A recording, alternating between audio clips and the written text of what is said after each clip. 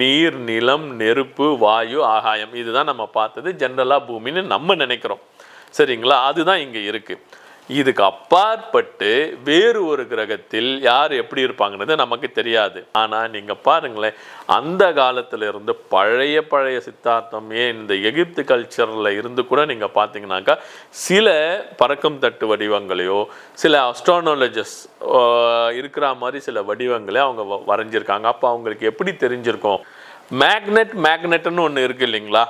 அந்த தியரியை வச்சு தான் அவன் வந்து போகிறான்னு நான் சொல்கிறேன்.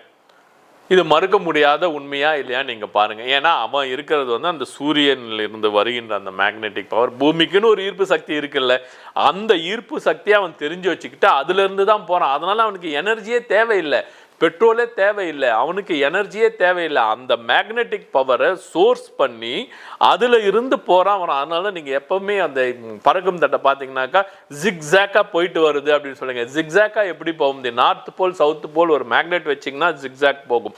ஏலியன் என்பது வந்து நம்மளை வச்சு டிசைட் பண்ண முடியாதுங்க. வேற கோளில் எந்த மாதிரி அமைப்பு இருக்குன்னு தெரியாது. இங்கே நம்ம ஆக்சிஜனை சுவாசிச்சுக்கிட்டு வாழ்ந்துட்டு இருக்கோங்க. அவன் வந்து அங்கே அமோனியாவை சுவாசிச்சுட்டு வாழ்ந்துட்டு இருக்கலாங்க. அவன் ஐஸ்லேயே இருக்கலாங்க. அவனுக்கு அந்த மாதிரி இருக்கும். ஏன் நீங்கள் சொல்கிறீங்களே, கடலுக்குள்ளே போய் பார்த்தீங்கன்னாக்கா பல ஆயிரம் கிலோமீட்டர் கடலுக்கு உள்ளே போய் பார்க்கும்போது அந்த அடர்த்தியில் சில உயிரினங்கள் வாழ்ந்துட்டு இருக்குல்ல. அப்போ எப்படி நீங்கள் சொல்ல முடியும் இந்த மாதிரி இந்த உயிரினம் வாழ்ந்துருக்குது, அதை தூக்கிட்டு வந்து மேலே வச்சு வாழுன்னு சொல்லலாம்? வாழுமா? வாழாது. மீன் கரையில் இருக்குமா? இருக்காது. அதுக்கான ஒரு பயாலஜிக்கல் சிச்சுவேஷன், அதனுடைய சர்வைவல் வந்து கடல்ல இருக்கலாம், குட்டையில் இருக்கலாம். அதை போன்ற ஏன் ஒரு ஏலியன் கார்பன் டை ஆக்சைடை சுவாசிக்கிட்டு வாழக்கூடாது, அவன் ஆக்சிஜன் சுவாசா செத்து போயிடுவான் அப்படின்னு இருக்கலாம் இல்லையா? ஆனால் நீங்கள் என்ன சொல்றீங்கன்னா, இப்போ கார்பன் நம்ம கண்ணில் என்ன பார்க்குறோம்? கார்பன் நம்ம கண்ணில் பார்க்கின்ற அந்த விஷயங்கள் எதுவாக இருந்தாலும் அதில் கார்பன் இருக்குது, அதனால நமக்கு தெரியுது அப்படின்னு சொல்லுவோம். அந்த கார்பனை ரிமூவ் பண்ணிட்டா நம்ம கண்ணுக்கு எதுவுமே தெரியாது. அப்போ கார்பனே இல்லாத ஒரு உருவமாக ஏலியன்கள் இருந்ததுன்னா உங்களுக்கு எப்படி தெரியும்?